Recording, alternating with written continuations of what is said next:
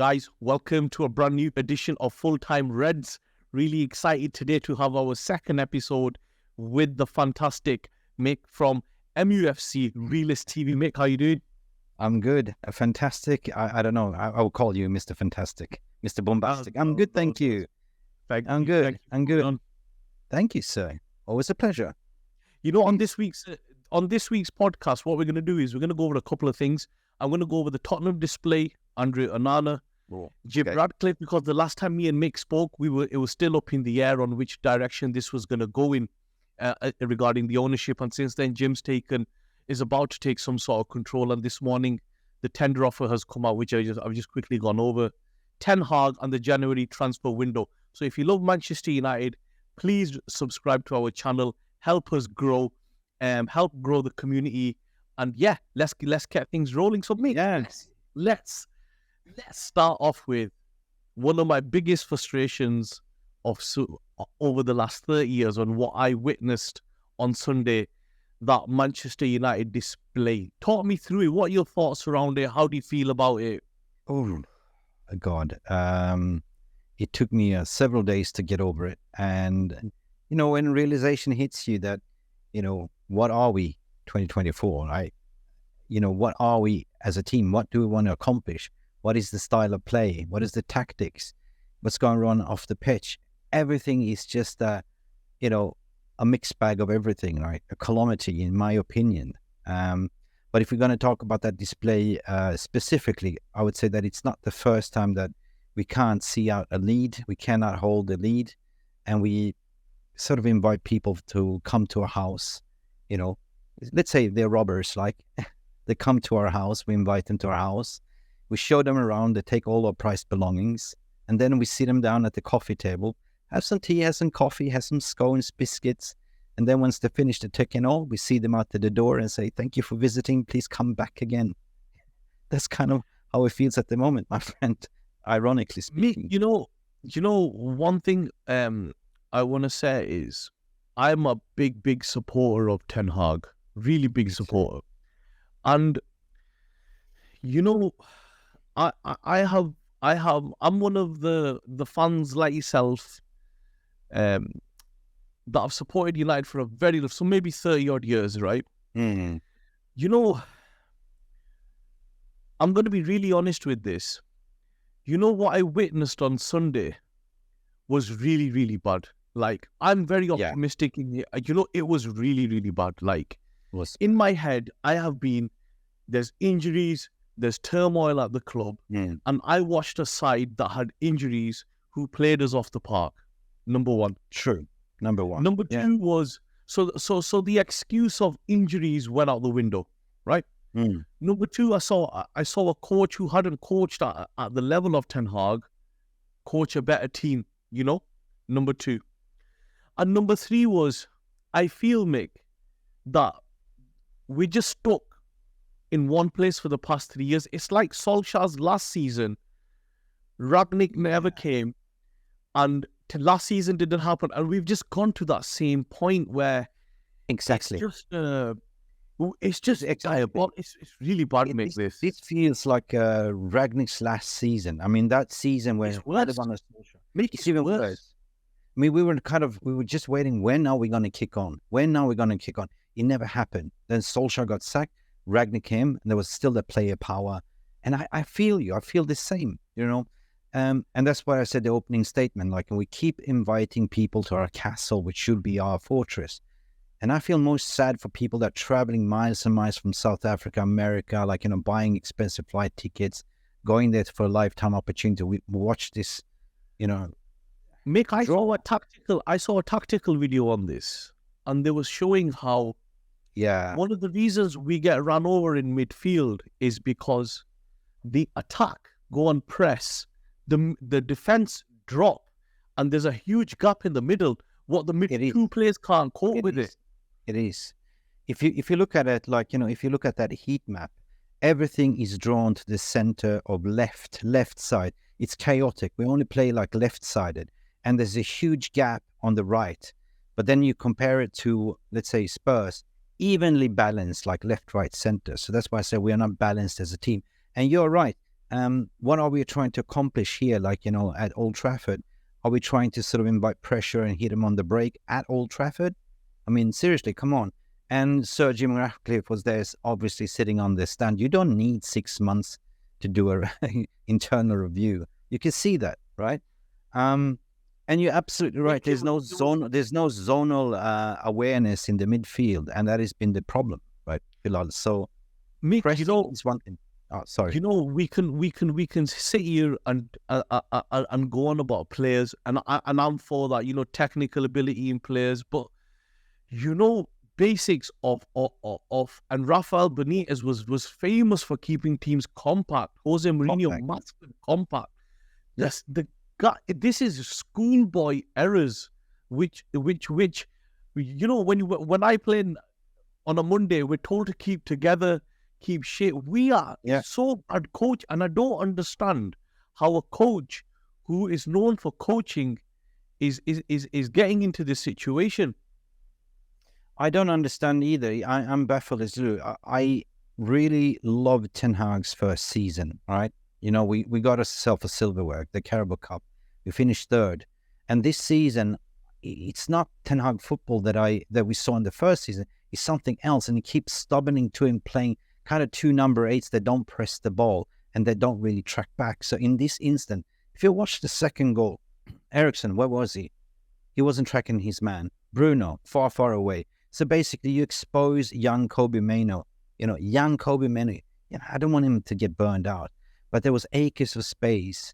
And I think, who was it that scored the goal? Bentancur scored the second goal, right? Yeah, right. Easily. Straight through the middle, like that. This is what I said, Wolverhampton. It's not the first time. And it's what I'm saying. It's not the first time this season, Bilal. If you look at it, Copenhagen, Champions League. We had the Turkish side, Galatasaray, same. We're comfortably up 3-1 and then losing the game. We cannot see the game through. Either they don't understand the instructions, or they are confused, or they cannot play what Ten Hag wants them to play. There's a big question mark for me. Is it style of play? And then we can talk about in-game management from Ten Hag, because that sucks at the moment, according to my opinion. One thing I think has been missed hugely are two things which the fans have turned a blind eye to. Number one, we are a worse team under Bruno's captaincy than we were under Harry Maguire. Harry Maguire, in my opinion, was a better captain than Bruno. The results are showing that fact. You can just see the state of the team. Number two, Bruno Fernandes plays too many Hollywood balls, which cause a turnover to happen. True. Against Tottenham, what he should have done was, like Kevin De Bruyne, keep it simple and keep the pace of the game going, rather than getting the ball, trying to whip it across every single time, even though that's an instruction given to you by the manager.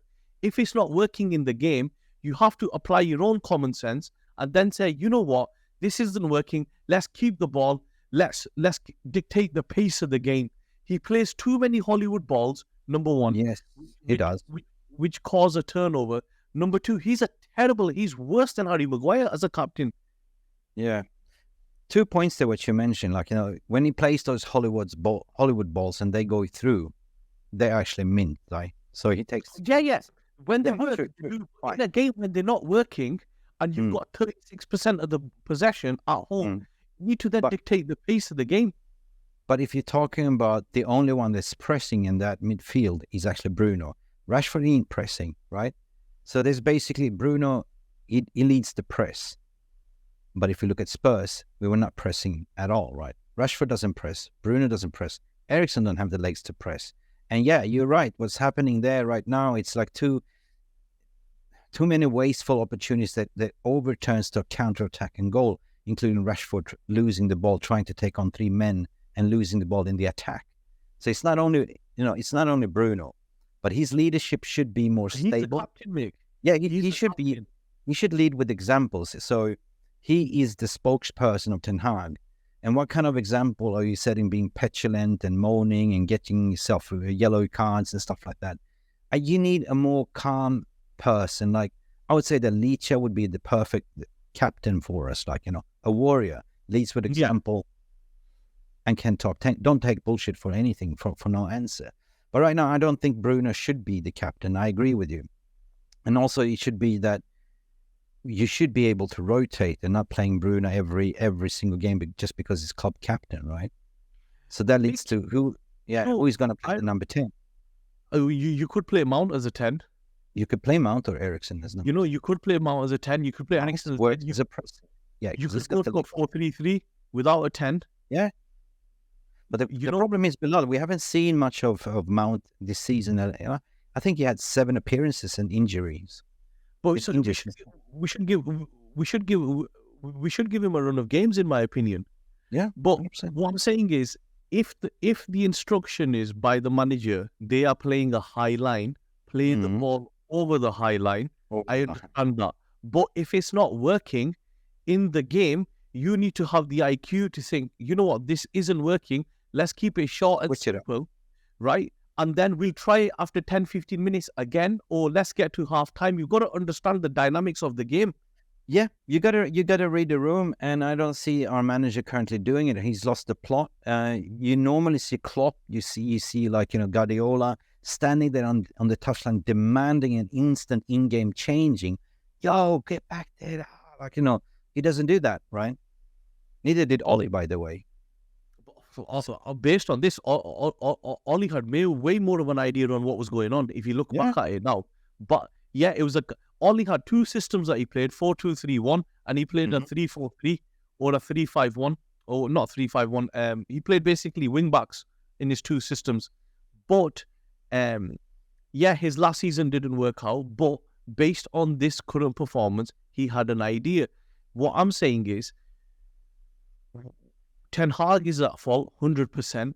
I think Bruno Fernandes is at fault 100% because he's in the game. He can see the game, and other senior players as well who are not helping the cause, where you've got to understand on how to dictate the pace. And if you're getting turned over constantly, how about we keep the ball, change things up? But I haven't seen anything, to be convinced. I mean, in terms of the midfield, games are won and lost in the midfield. We're getting overrun in that midfield, right? Yeah, the gap's we do. huge. And we don't create any chances for, the striker whatsoever. Wingers don't cross into the box whatsoever. That's set piece coaches. What's his name? The set piece coach. Actually, he's not the set piece coach. He's not the set piece coach. No, he's not. He's not. I was listening to Talk of the Devils by The Athletic. He's not been the set piece coach for a while. No, really? He's part. The set piece coaches is Ten Hag, his number 2, and a few others. So they all participate in the set piece coaching. You are right. It's not working clearly.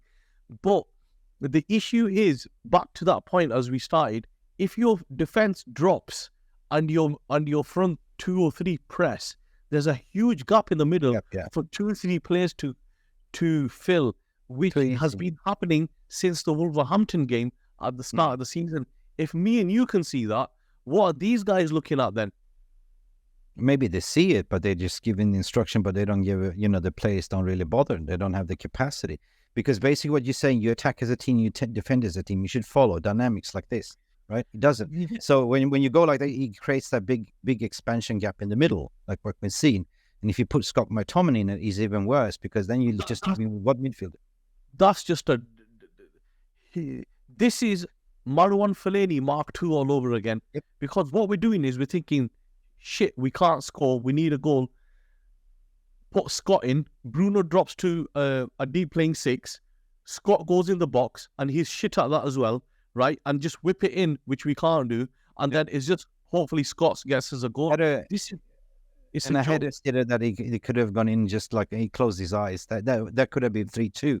But anyway, at the end of the day, for me, it's a 2-2, a draw feels like a loss to me. So this was a golden opportunity for us to rectify and actually catch up on top 4. But now it feels like it's far too fetched, in my opinion. I think we're sitting 8 or 10 points away from top 4.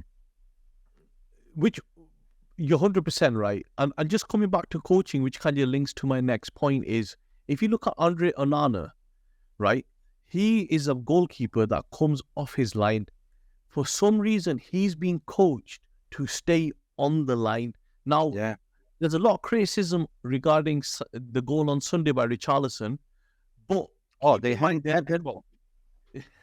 There are players in front of him, so I understand why he's not come off the line on that. But the other corners, he could have come off the line. So we had the same problem in De Gea. So my question to you, Mick, is it just purely bad coaching and the league's too difficult for Ten Hag? You know what? I've been thinking the past couple of days, and everything feels wrong. Everything feels wrong. If you're driving your car, Bilal, and you have an unbalanced tire, you know how it feels to drive that car. The steering wheel is shaking and it wants to pull you to the left, right? Pull you off the road. But as soon as you have a balanced wheels, it will just drive straight and smooth. This is exactly how I feel with this team. Onana, I don't see why we're recruiting Onana. His shot stopping is so bad. The second goal, he looked like a handball goalkeeper. The handball, right? When you play the handball. Yeah. He stood like this, right?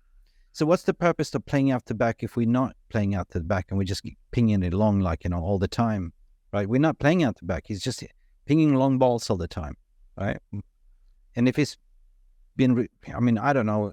Maybe it's the management they doubted themselves. They lost confidence, because you can ping it on one manager, but manager is also dependent on asking, advice from his assistant coaches, McLaren, Mitchell van der Gaag, what should we do here? So they're equally blind in that, in my opinion, right? How can you let this happen, right?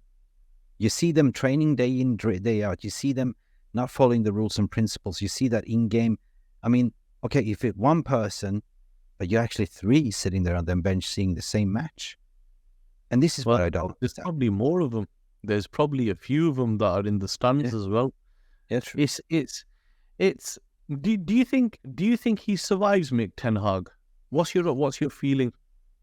If it doesn't make top four, barring what's going to happen in this summer, everything is dependent. We're not going to spend any money. So basically, they already pulled the rug under his feet. Partially he's to blame for his in-game management and team selection.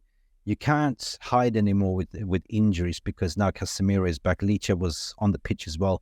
He didn't pick even, Casemiro to start. I just feel that they are sabotaging our fan season because we're not going to recruit anything in January. Everything is for the summer. It feels like we parked the Ferrari in the garage and just throw away the key and say, see you in the summer. We open up when the weather is nice. You know what I mean? So it's just basically play with what you got and see it out. Will he survive? Hard to say. I think it's all depending on the level of results that he gets from now to the summer. If we get, I don't think he's survived. You think they're going to sack him in the middle of the season? I think he'll be gone by end of February. You reckon? Yeah, and I think I think they've already got 2-3 people lined up. It's my opinion. I'm just there's no way he survives. This is absolutely no way. He's gonna dig himself into a huge big hole. We've got Wolverhampton as our next game, yes, in the league, right? Which is a tough game. I don't see him winning that, and I have not seen any performance, bar up until today, that gives me confidence to say that he's gonna turn this round. I think they will look at it and think, we can't trust this guy. We need to either make a decision. And but they're not approved yet. That is the calamity at the moment. It's a deadlock, right? It's a prenup agreement, Ineos, but they can't do anything. So at the moment, who's in charge is Murtaugh and still Joe Glazer, and that's the problem, right? So they are going to spend anything in the January, so they're basically going to see it through.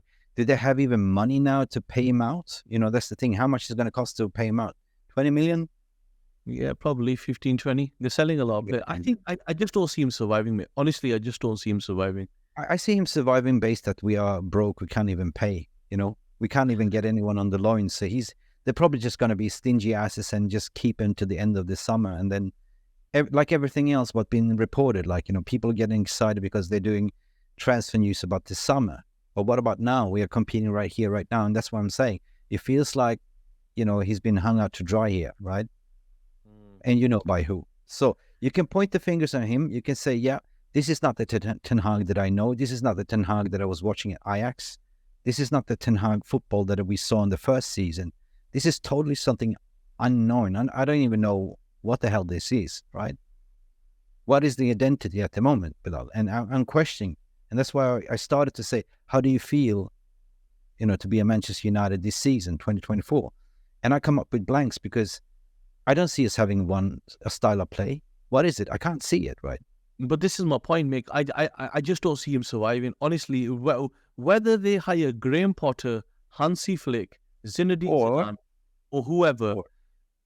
Do you have a drum roll here? I don't know. No. Okay. Well, you saw Jose Mourinho is now available from Roma. No, Mick. I'm not with that again. No. You want to? No. What if? No, I don't think he's Jose for me. It's best expired date. What's your best due date? Right on a carton. He would be ideal for like Portugal, Saudi Arabia, even purgatory. He is one of the few managers that captivates fans. Wherever he goes, he captivates you. I was watching yesterday when he was leaving, people were crying. He's fantastic, but he's not for Manchester United. He never was. In my opinion, they will look at Hansi Flick, Nagelsmann, Graham Potter, potentially Zinedine Zidane. Them are they're going to look at, because all of these managers have worked under a certain structure that Ineos want to implement at Manchester United. The number 2 point is Ten Hag, in my opinion, will not let go of vetoing transfers, which will lead to him being. How about Leverkusen's coach, Xabi Alonso? No, how are we doing? No, Mick, it won't work. It won't work. He'll never be accepted. I remember Michael Owen, when he came to Manchester United, he was never accepted. I remember Paul Ince going to Liverpool. He was never really accepted. It's one of them that just does not work. Can I play a little bit of a devil's advocate? Yeah, sure. If I had a crystal ball, knowing what the Glaze is going to do, right? Okay, let's get rid of him. Who are we going to appoint? Something that everyone is going to get behind, somebody the fans love. Oh, Wayne Rooney is available. Yeah, let's give Wayne the job. Yeah? I don't know. You know what? I think if they go for an interim, in my opinion, they should go for somebody like Ruud van Nistelrooy or Jaap Stam, who are available. They'll just come in for a short period, slow it down. Or, ideally, if they remove Ten Hag, ideally what they want to do is they want to get the person who they want into the job straight away, because that person will then have 4 months to analyze the squad and then go into the summer. And also, the best thing about employing somebody in February, March is, even if the season goes shitter, no one's going to blame them, because if he comes in November like Ragnick, they will get the blame. So it's kind of an ideal situation to make the change, in my opinion. But you know what I think is the problem with Ten Hag? It's the stubbornness, right? It's that definition of insanity to do the same thing over and over again and expect different result. Like, he's so stubborn, so he doesn't want to change. That's the thing. He's so stuck on his ideal in principles that, is there a plan B? When you actually watch us play, there is no plan B. Like, he has no technical to switch the game and win. 100%. I think, I think I mentioned this to you last time. I think 2 things have happened to him.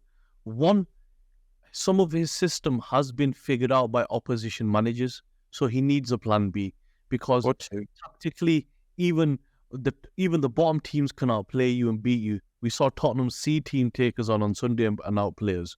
Secondly, in my opinion, he's not adapted enough to the league, and some of the profile players he has bought are not good enough for the league. Obviously, there's Anthony that people go on about, but in my opinion, he needs to. But Mick, this has been going on since September. But how much time do you need to adapt to a league?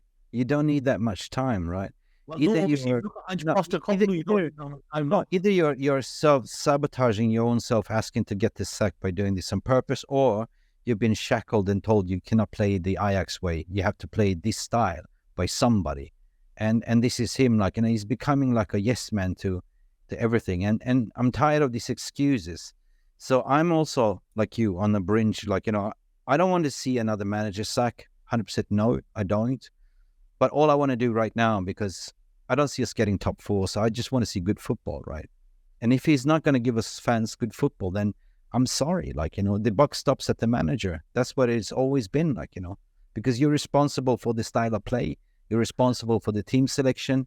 You have no excuses at the moment. We're out of Europa, hardly catching up on top four. So I don't see him survive, if I'm being honest. Mick, if you look at the goals we score, we hardly create anything for the strikers. Never. Very minimal. You know, 2 shots on targets. The Spurs. Yeah, the goal target. Rasmus Højlund scored on Sunday. It was it was a self-made. It wasn't. We don't feed the strikers enough. I don't understand. Let me explain what happened first goal, if you don't mind. It's Rasmus Højlund. That was a mistake, honest mistake, because Rashford was so eager to score a goal, selfish, self-centered, not caring about his team. You saw he was trying, and he almost had a collision with Højlund like this. And by accident, it became a flick, and Højlund took that ball and scored. Did you see the celebration on Rashford afterward? He didn't smile. He didn't go celebrate whatsoever. When he scored his second goal, this is what got me. This is what pissed me off. He went to the crowd and did this, quack, quack, quack, shut up. And I go like, it's me, Rashford. I scored. Look at me. I'm the star. I'm like, get out of here, mate. You know, if you have done at least 20 goals this season so far, yeah, you can do that, like to silence the haters. But what was this third, fourth goal of the season? Mate, you're so far off. You know? Yes, make it so you can hear it. Yeah, it's just, you know, I wanna finish off on the podcast with one last question with you, Mick. Obviously, Jim is making a lot of noises, and last time we spoke, and it was still up in the air which direction it was going in. What do you see happening over the next 6 months now? Let's say he gets ratified next month. What do you see happening? If he does. So far, I see them as visitors, visiting and giving themselves a head start.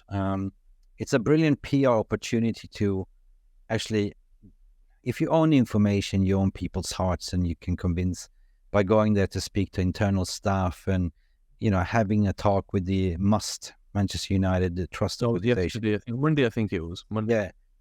And, of course, Glazers hasn't spoken to any of them for 18 years, It's just, I don't know. The proof is in the pudding until it's eaten, right? Right now, lots of talk, but I just don't want to hear talk. I want to see action. And I don't see it. I don't see where the money's coming from. I don't see still, when we spoke last time, it just felt like it's a personal loan. It's a Ponzi scheme. They're best buddies. This is basically what we're going to do. No bank is going to give the Glazers any loans any further because they maxed out all the credit lines. Here comes Jim Ratcliffe in, gives them a little bit of a cash. They walk away, each sibling with 975 million, what I read right now, if this comes through. And in return, he gets a little bit of a Class B, Class A shares and 2 seats on the board. And that's it. What was reported that we were going to get the new CEO. That's not going to happen because Glaze is still going to decide the new CEO. We are talking about getting the new sporting director, Mike Ashford.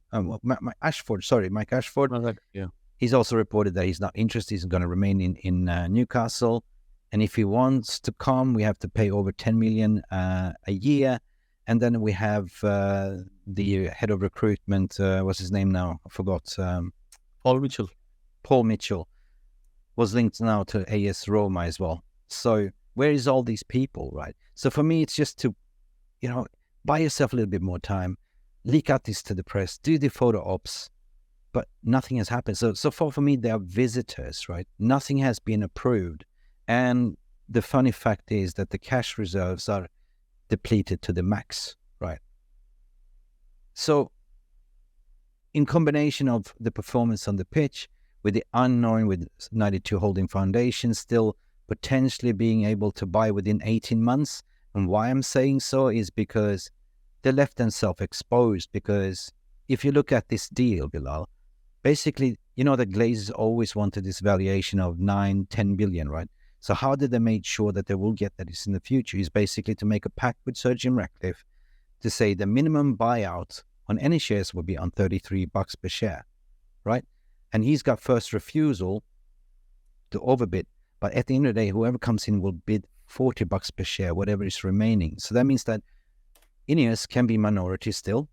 and somebody else can buy in the rest and be the majority holder. That's the way I would see potentially shape. I guess time will tell. And they will get their 10 million. And you don't come in to say that we are in it not to make money. I mean, no billionaire, no millionaire. Like, if I say, would you like to invest? You would like to have return on investment, right?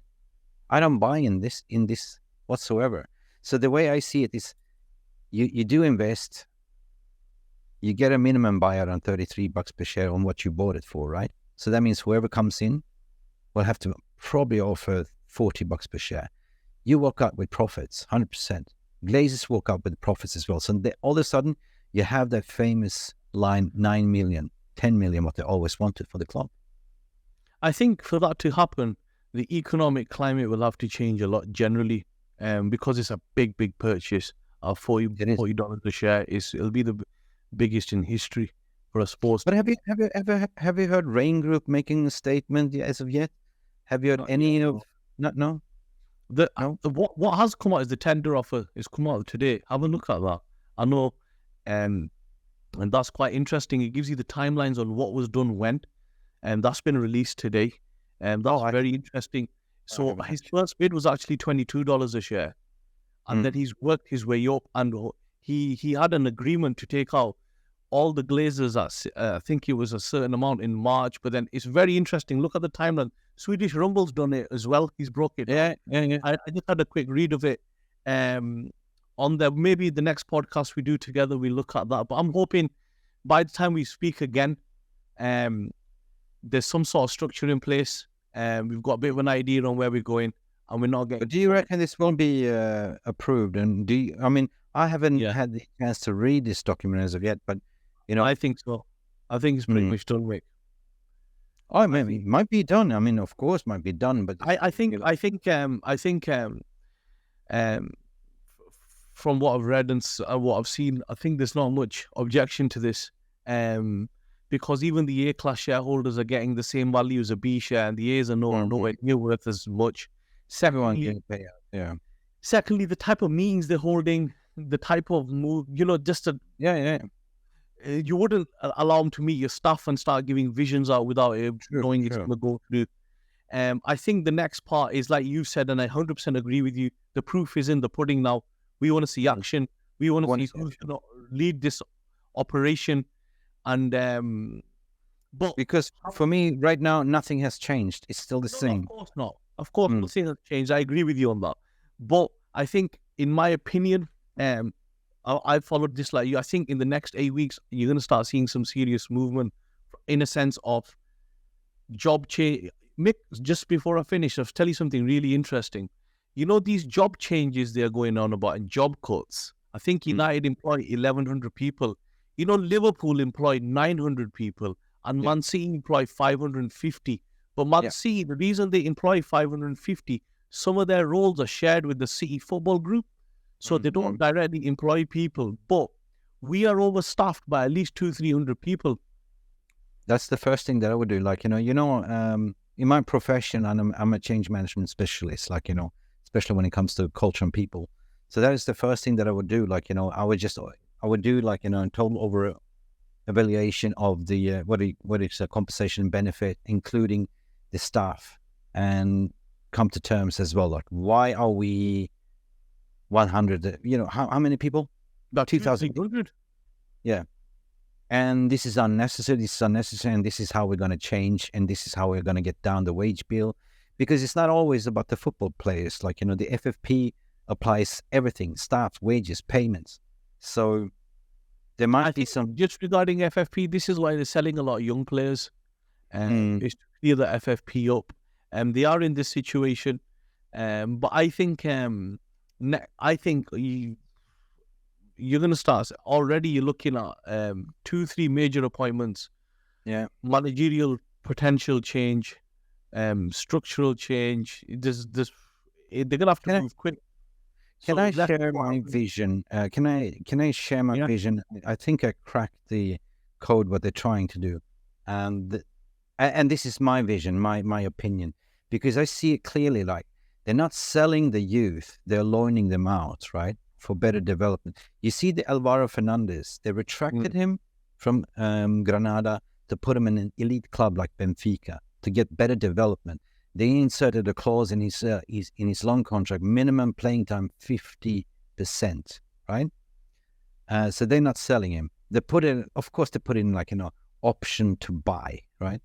But still, they are Manchester United player, right? And same thing with the Hannibal Magebury as well. Sevilla, brilliant move. But then I'm seeing now, okay, Pelistri to Granada has to be interlinked because we took out Alvaro from Granada, so we're putting in Pelistri there with no option to buy. It's all development, my friend. And Isak Aron Hansen. So for me, if you say we're going to spend big in the summer, this includes developing the youth. This is the best academy talent that we have, right? Bring them back in the summer and then just invest a little bit in a centre back, maybe an attacker, maybe Greenwood will come back. Who knows, right? But I don't see them spending big in the summer either. Sensibly, maybe 200, depends on what he's investing. Because we did a podcast to say, like, if he invests 300 million of his own, the FFP, he balances out the what do you call it, the finances. So that means that we can spend up to 300 million pounds in the summer. But I don't see us doing that in one go. I don't see us doing a Chelsea. But what I see is more utilizing the youngsters and mixing up with fresh blood and doing the, what do you call it, cut out the deadwood, right? So you see that they're trying to get rid of Casemiro, Varane, down 350, 340 a week. Sancho. Yeah. And then you have to go back to, originally, if you go back to last year in February, there was clearly reported, I think it was, I can't remember if it was The Athletic, but there was clearly an article to say that Manchester United has started the process to cut the wage bill to look at a cap on 200k per week, if you remember that one. So for me, if you look around in Premier League, I mean, we are the highest wage, earners for mediocre players in the whole league, So I would say that if you put a wage cap, maximum 200 with KPIs 150, you get more of a cohesion, you get more hungry players. Nowadays, they just rock up, kick the ball around and still get the weekly wages on 300k a week if you're a high earner. And that is what needs to be changed.